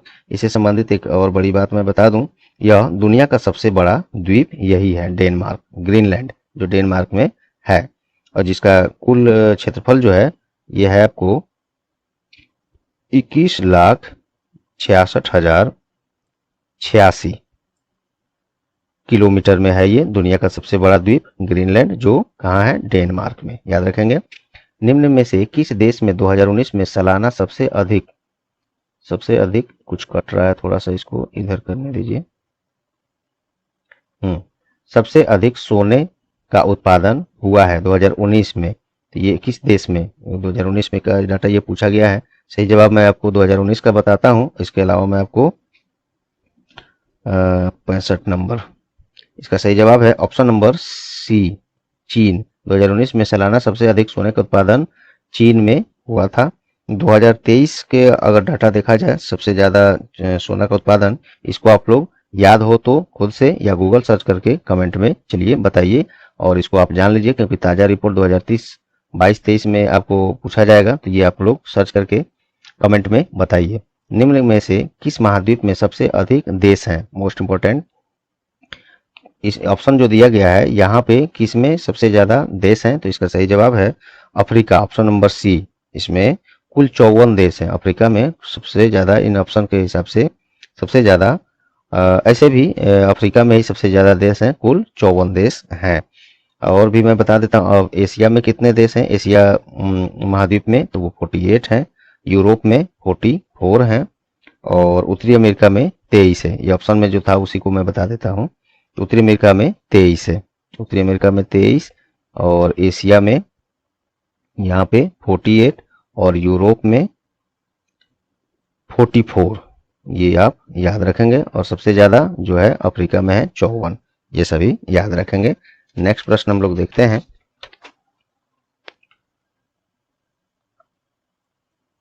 अब है हम लोग अर्थव्यवस्था, अर्थशास्त्र, इकोनॉमिक्स से संबंधित प्रश्न जो बार बार पूछे गए हैं और आपसे भी सामान्य अध्ययन में पूछे जाएंगे, ध्यान से देखिएगा। निम्न राज्यों में कौन सा राज्य भारत में सर्वाधिक सौर ऊर्जा उत्पादन करता है, तो इस ऑप्शन के हिसाब से आंसर आपका कर्नाटक हो रहा है। 2019 के अनुसार ये पूछा गया है, तो 2019 के हिसाब से इस प्रश्न का जवाब मैं अभी बताता हूं, और 2023 में अपडेटेड डाटा मैं अभी आपको बता रहा हूं, चलिए सुनिए।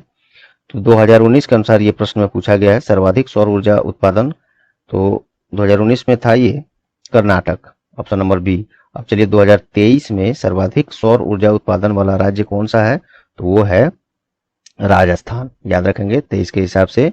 अब सर्वाधिक सौर ऊर्जा उत्पादक राज्य राजस्थान है। नेक्स्ट है उद्योग और स्थान के निम्न जोड़ों में से कौन सा जोड़ा सही नहीं है, सही नहीं है पूछा गया है। सही जवाब है इसका D, option number D, rail डिब्बा और अभियांत्रिकी भागलपुर, ये ऑप्शन सही नहीं है, बाकी ऑप्शन सही है, ये पढ़ लीजिए।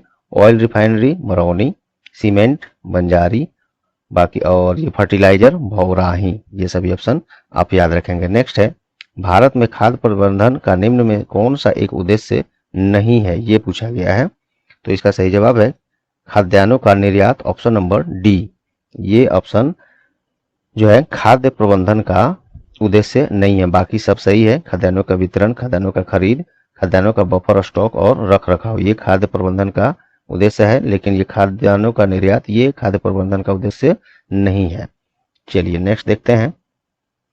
भारत में राजस्व घाटे से तात्पर्य क्या है, मोस्ट इंपोर्टेंट, ये इकोनॉमिक्स आप पढ़े होंगे या यहाँ पे अनुभव से भी इस प्रश्न को आप बना सकते हैं। भारत का राजस्व घाटे से तात्पर्य क्या है, तो इसका सही जवाब है ऑप्शन नंबर बी, सीधे पढ़िए, बाकी को छोड़ दीजिए ध्यान से। तो राजस्व घाटे का तात्पर्य देखिए, भारत सरकार को अपने उन व्ययों के वित्त पोषण के लिए उधार लेने की आवश्यकता है जो पूंजीगत परिसंपत्तियों का निर्माण नहीं करते हैं, ये राजस्व घाटे। इससे आप बस यही ऑप्शन पढ़ के समझिएगा, बाकी ऑप्शन को ध्यान नहीं दीजिएगा, नहीं तो यहाँ पे आप कंफ्यूजन में पड़ सकते हैं। नेक्स्ट है 2019-20 में निम्न में से कौन सा देश का सर्वाधिक व्यापारिक भागीदारी वाला देश है। 2019-20 में पूछ रहा है, मैं आपको 2023 में अभी वर्तमान में 22-23 का भी डाटा बताऊंगा। तो 19-20 के हिसाब से सब सर्वाधिक व्यापारिक भागीदार वाला देश भारत का कौन था, तो संयुक्त राज्य अमेरिका। और बात करें 2022-23 में, तो यही संयुक्त राज्य अमेरिका ही है, तो आप इसमें कंफ्यूजन नहीं होंगे, उस समय भी वही था और आज भी अभी भी सबसे बड़ा व्यापारिक भागीदार देश हम लोग के देश का, भारत का, संयुक्त राज्य अमेरिका अर्थात यूएसए ही है। नेक्स्ट है भारतमाला परियोजना भारत के निम्न में से कौन सा इंफ्रास्ट्रक्चर क्षेत्र संबंधित है? भारतमाला परियोजना संबंधित किससे है? तो ये ऑप्शन नंबर सी सड़क इंफ्रास्ट्रक्चर से संबंधित है। नेक्स्ट हम लोग देखते हैं 73rd प्रश्न क्वेश्चन। भारत में औद्योगिक क्षेत्र की उपलब्धि को मापने के लिए निम्न में से कौन सी संस्था औद्योगिक उत्पादन के सूचकांक को जारी करती है? औद्योगिक क्षेत्र की उपलब्धि को मापने के लिए डाटा कौन जारी करता है? मोस्ट इंपोर्टेंट, इसका सही जवाब है सी नंबर ऑप्शन, केंद्रीय सांख्यिकी कार्यालय, CSO, सी अर्थात सेंट्रल स्टैटिस्टिकल ऑर्गेनाइजेशन, या ऑफिस ही होगा, ओ से ऑफिस ही होगा, CSO अर्थात केंद्रीय सांख्यिकी कार्यालय। नेक्स्ट हम लोग देखते हैं फैराडे स्थिरांक संबंधित किससे है? आपको इसमें कहाँ पे थे हम लोग? 73rd के बाद 4th अभी दोस्तों यहाँ पे है, पहले इसको देखिए। ये साइंस से प्रश्न अब शुरू हो गए, जिसमें साइंस में हम लोग को फिजिक्स से संबंधित ये प्रश्न इसमें देखेंगे, पूछेगा सभी प्रश्न। दो समानांतर प्रतिरोध वाले सर्किट का कुल प्रतिरोध 1.403 किलो ओम है। यदि एक प्रतिरोधक का मान 2.0 किलो ओम है तो दूसरे प्रतिरोधक का मान क्या होगा? मैं इसको हल करके, इसको आप याद रखिएगा, मैं इसकी चर्चा विशेषकर इसको हल करके मैं आपको बताऊंगा नेक्स्ट सेट 2 जब हम ला रहे हैं, इसके जस्ट बाद इसको आप कीजिएगा, उसके बाद सेट 2 मिल जाएगा। सेट 2 में इस प्रश्न को मैं हल करके फॉर्मूला के बेस्ड, इसको मैं आपको साइंस का प्रश्न है ये, फॉर्मूला बेस्ड बता दूंगा। फिलहाल इसका ऑप्शन मैं बता देता हूं, जो लोग बनाएंगे अगर फॉर्मूला से तो मिला लेंगे। इसका सही जवाब होगा option number D, 4.70 kilo ohm इसका सही जवाब होगा। मैं इसका चर्चा सेट 2 में करूंगा, इसको हल करके आपको दिखाऊंगा कि ऐसे प्रश्न कैसे बनाए जाते हैं। ठीक है, चलिए। गर्म करने पर एक अर्धचालक का प्रतिरोध पर क्या परिवर्तन आएगा? बढ़ेगा, घटेगा, वही रहेगा, या फिर पहले बढ़ेगा फिर घटेगा? क्या होगा? गर्म करने पर अर्धचालक का प्रतिरोध, इसका सही जवाब है बी नंबर ऑप्शन, घटेगा। गर्म करने पर अर्धचालक का प्रतिरोध घटता है, इसको याद रखिएगा। चलिए अब नेक्स्ट प्रश्न हम लोग देखते हैं ऊपर से। फैराडे स्थिरांक संबंधित किससे है? तो ये इसका सही ऑप्शन है सार्वभौमिक स्थिरांक, यूनिवर्सल स्टेबिलिटी, ये इसका सही जवाब होगा। फैराडे स्थिरांक सार्वभौमिक स्थिरांक होता है। चलिए, प्रकाश वर्ष की इकाई क्या है? मोस्ट इंपोर्टेंट, बहुत बार पूछा गया प्रश्न है। प्रकाश वर्ष किसकी इकाई है? सही जवाब है इसका सी नंबर ऑप्शन, दूरी, दूरी से संबंधित है। चलिए इसमें कुछ मैं आपको बता देता हूं। प्रकाश वर्ष जो है दूरी का इकाई है, यह हम लोग ने जाना। और इसका दूरी का एक अन्य इकाई क्या होता है? मीटर, किलोमीटर आदि भी होता है, ये भी आप याद रखेंगे। और इसमें एक प्रकाश वर्ष बराबर कितना होता है? एक प्रकाश वर्ष बराबर होता है 9.46 इंटू 10⁻15 मीटर। एक प्रकाश वर्ष बराबर होता है, इसको आप नोट डाउन कर लीजिएगा, अब तक याद नहीं है तो। चलिए, और एक पारसेक बराबर, एक पारसेक बराबर होता है 3.26 प्रकाश वर्ष, इसको भी याद रखेंगे। इसको इस फॉर्मेट में देखा जाए, एक पारसेक बराबर तो वो होता है 3.08 इंटू 10⁻16 मीटर, ये होता है। मेन ये याद रखेंगे, एक प्रकाश वर्ष बराबर होता है 9.46 इंटू 10⁻15 मीटर। और प्रकाश वर्ष किससे संबंधित होता है? तो ये दूरी से होता है, ये भी याद रखेंगे। और इसकी इकाई दूरी है ही, यही बात हुई। चलिए नेक्स्ट है, जब प्रकाश एक माध्यम से दूसरे माध्यम जाता है तो निम्न में से कौन सा बदलता है, नहीं बदलता है, ये पूछा गया। देखिए, जब प्रकाश एक माध्यम से दूसरे माध्यम में जाता है तो इसमें से क्या नहीं बदलता है?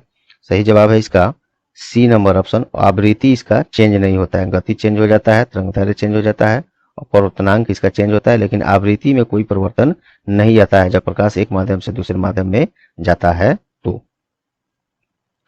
चलिए, आवृत्ति अर्थात फ्रीक्वेंसी जिसको इंग्लिश में कहते हैं। चलिए नेक्स्ट है,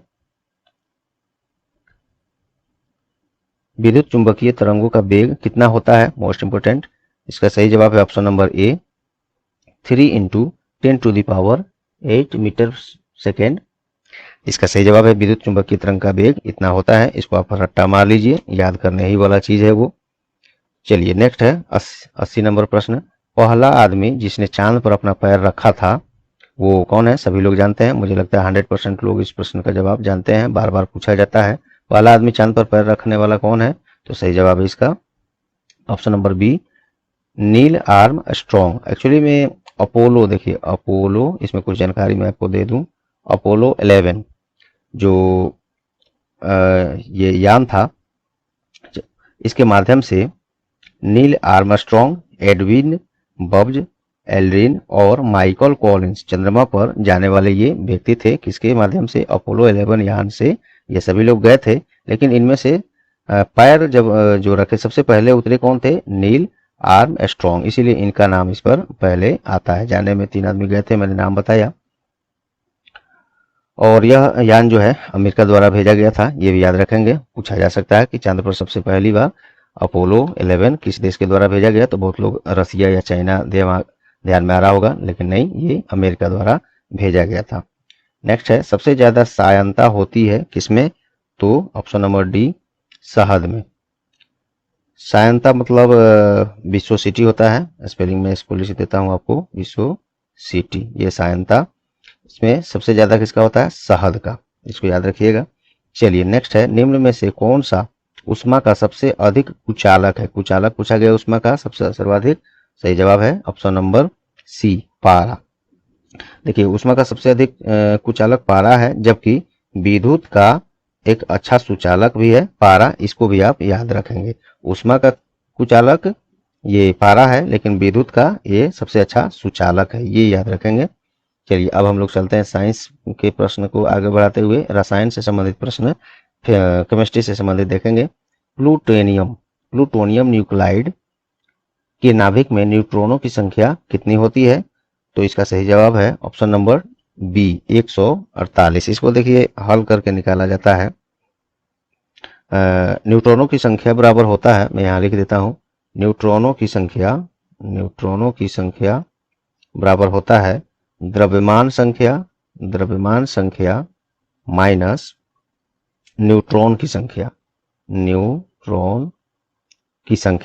तो देखिए यहाँ पे द्रव्यमान की संख्या प्रश्न में आप यहाँ देख सकते हैं 242 है, माइनस न्यूट्रॉन की संख्या यहीं पे इसी प्रश्न में यहाँ दिया हुआ है 94। जब इसको माइनस करेंगे तो आप पाएंगे 148, यही ऑप्शन इसका सही है। चलिए नेक्स्ट देखते हैं। पुलिस द्वारा नशे में गाड़ी चलाने वाले की सांस की जांच के लिए फिल्टर पेपर क्या होता है? इसमें से कौन से, जो कि बिहार में आजकल ये जब से शराबबंदी हुआ है, विशेषकर प्रशासन द्वारा ये खूब प्रयोग किए जाते हैं, चेक किए जाते हैं। जिनके मुंह से जो अल्कोहल लिए होते हैं जो व्यक्ति, उनके ये इसे जांच किया जाता है। अगर मीटर बताता है तो उनको सीधे भेजा जाता है जेल। चलिए तो इसका सही जवाब है ऑप्शन नंबर ए, पोटेशियम डाइक्रोमेट सल्फ्यूरिक अम्ल। ऑप्शन नंबर ए इसका सही जवाब है कि गाड़ी चलाने वालों की सांस की जांच के लिए फिल्टर का प्रयोग किया जाता है, ये वाला, नशे में जो चलाते हैं उनको। चलिए तो इसको याद रखिएगा, अच्छा से रट लीजिएगा। चूने का पानी किसके द्वारा दूधिया हो जाता है? मोस्ट इंपोर्टेंट केमिस्ट्री का क्वेश्चन है ये। चूने का पानी किसके द्वारा दूधिया हो जाता है? तो सही जवाब है इसका option number T, carbon dioxide, CO2। इसको याद रखेंगे। चूने का पानी या कैल्शियम हाइड्रोक्साइड की प्रतिक्रिया कार्बन डाइऑक्साइड से होने पर कैल्शियम कार्बोनेट नामक एक अघुलनशील, जिसको इनसोल्यूबल बोलते हैं, ठोस बनता है, जिसके कारण चूने का पानी मिल्की अर्थात दूधिया हो जाता है। चलिए पेट्रोल तथा डीजल के अधूरे जलने से उत्पन्न होता है, क्या उत्पन्न होता है? तो उसमें होता है आपको option number B, D, carbon monoxide, ये उत्पन्न होता है। कार्बन मोनोऑक्साइड का सूत्र केवल CO होता है, CO। कार्बन डाइऑक्साइड आप लोग सभी लोग जानते हैं CO2। चलिए CO एक रंगहीन और गंधहीन गैस है जो रक्त की ऑक्सीजन परिवहन क्षमता को कमजोर करता है, यह भी याद रखेंगे। और इसके होने के कारण सिर दर्द, चक्कर आना, पेट में दर्द आदि इसका कारण बनता है। नेक्स्ट है एक घोल का pH 3 से 6 में बदलता है, इसमें H आयन की सांद्रता क्या है? इसको देखकर आपको इस डाटा से समझना है, बताना है कि 3 से 6 में बदल जाता है, तो इसमें H की आयन की मतलब क्या हुआ, 3 से 6 में बदलता है। सही जवाब है ऑप्शन नंबर डी, 1000 गुना कम हो जाएगी। इसको स्पष्ट करके अभी तो मैं इसको, अब चलिए इसको भी मैंने नोट करता हूँ। हालांकि हाँ, आप टार एजुकेशन के यूट्यूब चैनल पर जहाँ ये वीडियो देख रहे हैं उसमें देखिएगा, पीएच मान से संबंधित एक स्पेशल क्लास है, ठीक है। उसका लिंक मैं आपको यहाँ पे आई बटन पर दे दूंगा और वीडियो के लास्ट में यहाँ पे आपको दिखेगा भी, वहाँ यहाँ भी आप देख सकते हैं। इसको जरूर देखिएगा। इसको आप ये कैसे समझा गया या अन्य महत्वपूर्ण प्रोडक्ट्स का तत्व का पीएच मान कैसे समझेंगे, कैसे निकालेंगे चुटकी में, बहुत आसान भाषा में अलग अंदाज में तरीका से बताया है हमने। इसको आप जरूर देख लीजिएगा। लिंक में डिस्क्रिप्शन और यहाँ आई बटन दोनों में दे दूंगा, देख लीजिएगा। चलिए नेक्स्ट क्वेश्चन हम लोग देखते हैं। रेत और नेफ्थलीन के मिश्रण को किसके द्वारा अलग किया जा सकता है? रेत और नेफ्थलीन के मिश्रण को किसके द्वारा अलग किया जा सकता है? तो एक नंबर में इसको आपको याद रखना है। सही जवाब है उधर उधर्वपातन, जिसको इंग्लिश में सब्लिमेशन कहते हैं। सही ऑप्शन है इसका आपको ये ऑप्शन नंबर ये, उधर्वपातन इंग्लिश में इसको सब्लिमेशन कहते हैं। इसके द्वारा रेत और नेफ्थलीन के मिश्रण को अलग किया जा सकता है। नेक्स्ट है, बेंजीन में सीसा और पाई बंध की संख्या कितनी होती है? तो इसका सही जवाब है ऑप्शन नंबर सी, 12 और 3। देखिए बेंजीन का सूत्र कितना होता है? C6H6। एक यह हाइड्रोकार्बन है जिसकी संरचना आपको मैं बनाकर बताता हूँ, ऐसे ऐसे ऐसे ऐसे ऐसे और ऐसे, और इसमें 3 फलक बनता है, एक यहाँ पे, एक यहाँ पे और एक यहाँ पे, 3 फलक बनता है। और इसी में ये 3 फलक जो बनता है ये वाला ये है, और इसका ये 6 और 6 12 ये है। तो इसमें बंध, पाई बंध की संख्या इसी से इसको इस तरह से निकालते हैं। अन्य भी अगर आए तो इसी आधार पर ऐसे आप निकाल सकते हैं। और ये 12 जो है इसमें इसका सिग्मा है और 3 पाई बंध है, ये आप ऐसे समझ सकते हैं। चलिए, यूरिया में उपस्थित होने वाला तत्व है कौन है? इसमें यूरिया के बोरा पर जो लोग गांव से बिलोंग करते हैं, खेती बाड़ी से संबंधित हैं और बिहार के हैं तो मैक्सिमम लोग इसको बिल्कुल जानते होंगे। ऐसे केमिस्ट्री में इसको तो आपको पढ़ना ही है, खासकर गांव से इसलिए मैंने बोला कि जो लोग यूरिया यूज करते हैं खेती बाड़ी में, अक्सर बोरा पर जो उसका होता है उस पर लिखा रहता है। तो यूरिया में उपस्थित होने वाला तत्व इनमें से कौन कौन सा है? तो वो है ऑप्शन नंबर डी, CHNO। अब इसका फुल फॉर्म हम बता देते हैं आपको। C का मतलब कार्बन, H का मतलब हाइड्रोजन, N का मतलब नाइट्रोजन और O का मतलब ऑक्सीजन। ये सब तत्व हैं। इसे और ये जो है यूरिया जो है एक रंगहीन, गंधहीन, सफेद, रवेदार, जहरीला ठोस पदार्थ होता है। चलिए, और इसे विशेषकर कहाँ यूज किया जाता है? तो खेतीबाड़ी हम लोगों ने चर्चा किया ही, उसी में इसका प्रयोग किया जाता है। चलिए नेक्स्ट, अदरक तना है जड़ नहीं, क्योंकि? क्योंकि इसका जवाब है ऑप्शन नंबर बी, इसमें नोड और, ये तो थोड़ा सा कट गया है, इड नोड होते हैं, नोड और इड नोड होते हैं, इसलिए ये अदरक जो है तना होते हैं, जड़ नहीं। इसमें कुछ और एक्स्ट्रा मैं क्या बता सकता हूँ? प्याज, आलू, अदरक ये सभी तना ही होते हैं। हाँ, ये इंटर नोड है ये दोस्तों, इंटर नोड ये स्पष्ट रूप से यहाँ पे होगा। चलिए नेक्स्ट देखते हैं। निम्न में सबसे मीठी चीनी है, कौन सा ऑप्शन होगा? ऑप्शन नंबर ए, फ्रुक्टोज। सबसे मीठी चीनी है फ्रुक्टोज, ऑप्शन के हिसाब से यही होगा, इसको आप याद रखिएगा। यह एक मोनोसेकेराइड अर्थात सरल चीनी है तथा सुक्रोज जो एक सामान्य चीनी है, इसके तुलना में लगभग 1.7 गुना मीठा होता है ये, जबकि ग्लूकोज 0.7 गुना। छोड़िए इसको, बस उतना ही जानिए, ज्यादा कंफ्यूजन हो जाएगा। चलिए नेक्स्ट क्वेश्चन हम लोग देखते हैं, 93 नंबर प्रश्न। निम्न में से कौन सा एक सच्चा फल नहीं है? ट्रू फ्रूट्स, इसको इंग्लिश में कहेंगे ट्रू फ्रूट्स, ट्रू फ्रूट्स। निम्न में से कौन सा एक सच्चा फल नहीं है, ट्रू फ्रूट्स नहीं है? तो ऑप्शन नंबर ए इसका सही जवाब है, सेव। यह क्या है? सच्चा फल नहीं है तो क्या है? ये एक झूठा फल है अर्थात फॉल्स, फॉल्स फ्रूट है ये। देखिए, फल के अंडाशय जिसे इंग्लिश में ओवेरी कहते हैं, ओवेरी से नहीं बल्कि फूल या उत्तक के अन्य भाग से प्राप्त होता है। ये सेब जो है, इस कारण से ये एक फॉल्स फ्रूट है, ट्रू फ्रूट्स नहीं है। और स्ट्रॉबेरी, अनानास, अंजीर, सेब, नाशपाती आदि इसके उदाहरण है, जबकि आम, अंगूर ये सभी ट्रू फ्रूट्स में आते हैं। इसको आप अलग से याद रखेंगे, हो सकता है ये सब अगले एग्जाम्स में ऐसे पूछ दे। चलिए, फलियां अत्यधिक पौष्टिक होती हैं क्योंकि उनमें प्रचुर मात्रा में होता है, क्या होता है, तो इसमें होता है प्रोटीन। फलियां अत्यधिक पौष्टिक होती हैं, इसमें प्रचुर मात्रा में क्या होता है, प्रोटीन होता है। चलिए नेक्स्ट देखते हैं, लौंग एक मसाला पौधे के किस भाग से प्राप्त होता है। सभी लोग, ये प्रश्न बहुत बार आया हुआ है, सभी लोग मुझे उम्मीद है जानते होंगे। ये फूल की कली से लौंग बनता है। फूल जैसे ही पकड़ता है वहाँ उसी समय इसको अलग कर लिया जाता है, या उसी में ऐसा कर दिया जाता है जिससे वो कली जो है, फूल की कली जो है सूखता है और लौंग का रूप धारण करता है और मसाले के रूप में प्रयोग किया जाता है। चलिए नेक्स्ट देखते हैं,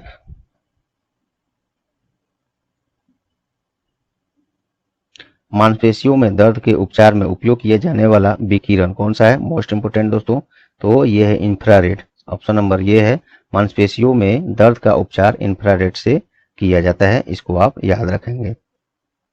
दूध किसका घटिया स्रोत है, ध्यान दीजिएगा, इसका सबसे घटिया स्रोत मान रहा था, तो इसमें दूध में इनमें से कौन नहीं होता है, प्रश्न का मतलब यही हुआ।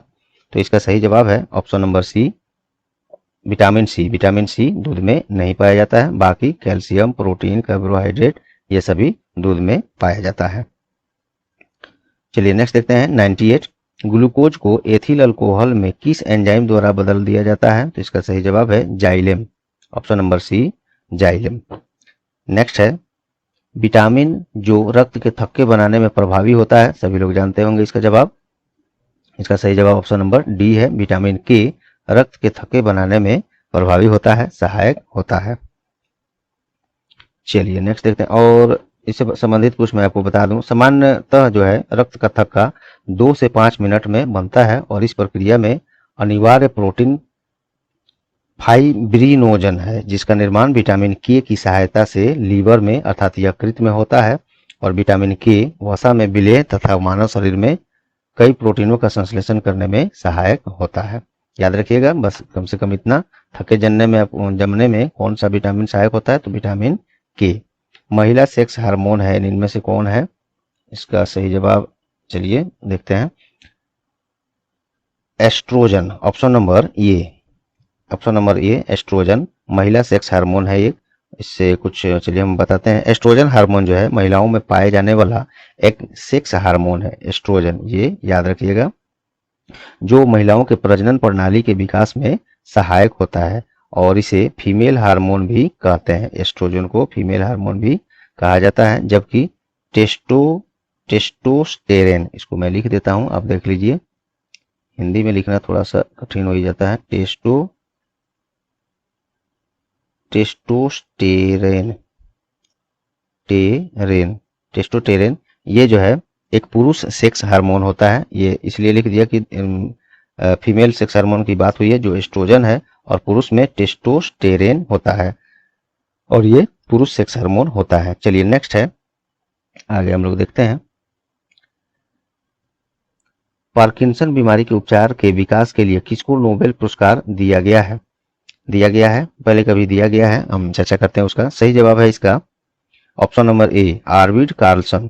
Option number A, Arvid Carlsson को पार्किंसन बीमारी के उपचार के लिए इनको नोबेल चिकित्सा का नोबेल पुरस्कार दिया गया है।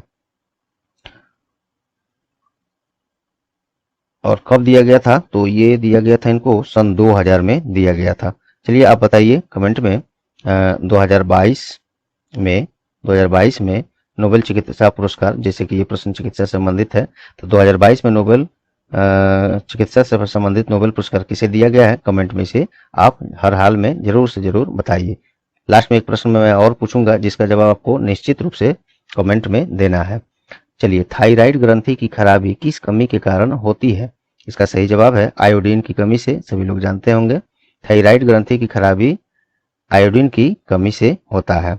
देखिए, आयोडीन एक पोषक तत्व है जिसकी कमी से दिमाग और शरीर के विकास से जुड़ी कई बीमारियां होती हैं, खासकर चर्चा में है घेंघा रोग, गोइटर इंग्लिश में कहते हैं, दिव्यांगता, मंद बुद्धि, बौनापन आदि आयोडीन की कमी से होता है। ये सभी आप याद रखेंगे। नेक्स्ट है कड़वाहट के लिए मानव जीभ का संवेदनशील क्षेत्र कौन सा है? इसका सही जवाब है पिछला भाग। जीभ का पिछला भाग जो है कड़वाहट बर्दाश्त नहीं करता है, वो जीभ जो है जीभ कैसे, हाँ, ये ऊपर वाला जो भाग है वही बर्दाश्त करता है, इसके नीचे जो होता है वो कड़वाहट बिल्कुल नहीं बर्दाश्त करता है, संवेदनशील क्षेत्र इसीलिए उसको बोला जा रहा है। तो पिछला भाग जो है मानव जीभ का कड़वाहट के लिए संवेदनशील माना जाता है। 103 का। चलिए कमेंट में आप एक प्रश्न मैं आपको पूछ रहा हूं अभी, और इसका जवाब आपको हर हाल में देना ही होगा, मुझे उम्मीद है सबको मालूम होगा। प्रश्न है कि नोबेल शांति पुरस्कार, नोबेल शांति पुरस्कार,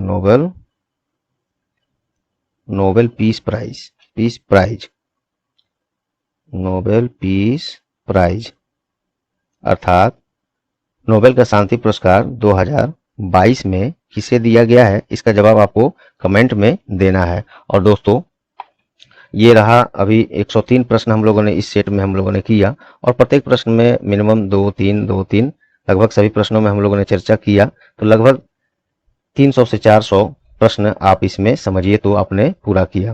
हालांकि 2100 का सीरीज जो हमने कहा है वो टोटल 2100 प्लस क्वेश्चन ही हम लोग देखेंगे, लेकिन प्रश्न सभी प्रश्नों में एक्स्ट्रा जानकारी को लेकर देखा जाए तो लास्ट होते होते हम लोग 6000, 5000, 6000 प्लस प्रश्न शायद पूरा लगभग उससे अधिक ही जाएगा, करा जाएगा, आपको मिल जाएगा। और आज भी हम लोगों ने लगभग 300 से 400 प्रश्न समझिए तो इसमें हम लोगों ने किया, देखने को 103 प्रश्न है इसमें। तो दोस्तों अगर इस क्लास से आपको यदि लग रहा है, फायदेमंद लग रहा है, तो जरूर इस क्लास के बारे में अपनी राय और ये प्रश्न जो हमने पूछा इसका जवाब जरूर कमेंट में आप कीजिए। इसके अलावा इस सेट से संबंधित इसमें आपको कोई सुझाव है, कोई त्रुटि अगर कहीं दिखा है, या अन्य टॉपिक वाइज कुछ आप लोग देखना चाहते हैं, क्लास चाहते हैं विशेषकर, जो मैं जल्द से जल्द करा दूं। ये 2100 प्रश्न तो हम लोग करेंगे ही, परीक्षा से एक दिन पहले समाप्त कर देंगे हम लोग ये सब करके। रोज कई ठो सेट आएगा जिसको आपको करते जाना है, क्विक रिवीजन, और ये सभी प्रश्न पूछे गए हैं बार बार बिहार स्तरीय विभिन्न परीक्षाओं में, और ये बिल्कुल बहुत महत्वपूर्ण है, पूछे गए प्रश्न है चूंकि इसलिए, और एक्स्ट्रा जानकारी हम लोग सभी प्रश्नों में ले ही रहे हैं। इसके अलावा आपको इस क्लास से संबंधित कोई सुझाव है, कोई त्रुटि अगर दिखा हो उसका रिपोर्ट करने के लिए, या कोई अन्य topic wise class quick revision आप चाहते हैं, तो ये सभी बातें आप कमेंट में आप हमें जरूर बताएं, और कोई डिमांड है तो उसको रखें। क्लास यदि आप लोग को ये महत्वपूर्ण लगा, फायदेमंद लगा, तो अगला सेट में जल्द से जल्द आप लोग के इस वीडियो के रिस्पांस पर ही मैं पूरा जल्द से जल्द सभी अगले 3 दिन में सभी परीक्षा शुरू होने से एक दिन पहले समाप्त हम पूरा कर देंगे। आप लोग इसको देख के इसका लाभ उठाइएगा। अगर फायदेमंद लगा है तो वीडियो को लाइक करके, चैनल पर आप नए हैं, पहली बार आए हैं, अब तक सब्सक्राइब नहीं किए हैं तो सब्सक्राइब भी कर लीजिए, और इस वीडियो को इतना ज़्यादा से ज़्यादा शेयर करें, आप इतना शेयर करें ताकि इस पर अच्छे खासे सपोर्ट मिले इस वीडियो को, जिससे मैं उत्साहित होकर बाकी जो क्लास बच रहे हैं उसको जल्द से जल्द आपके लिए पूरा करा दूं। तो जितने भी स्टडी ग्रुप हैं आपके पास फेसबुक पर, व्हाट्सएप पर, सभी पर इसको जरूर शेयर करें और प्यार एजुकेशन का सहयोग करें। तो चलिए मिलते हैं दोस्तों नेक्स्ट क्लास में, इस सीरीज के नेक्स्ट सेशन में। तब तक के लिए आप बाकी प्रश्न और जो भी क्लास हैं उसको करिए, क्विक रिवीजन जो भी आपके पास हैं उसको कीजिए, अन्य जो डिमांड है उसको आप हमको कमेंट में बताइए, उसको हम भी पूरा करने की कोशिश करेंगे। तब तक के लिए goodbye, all the best.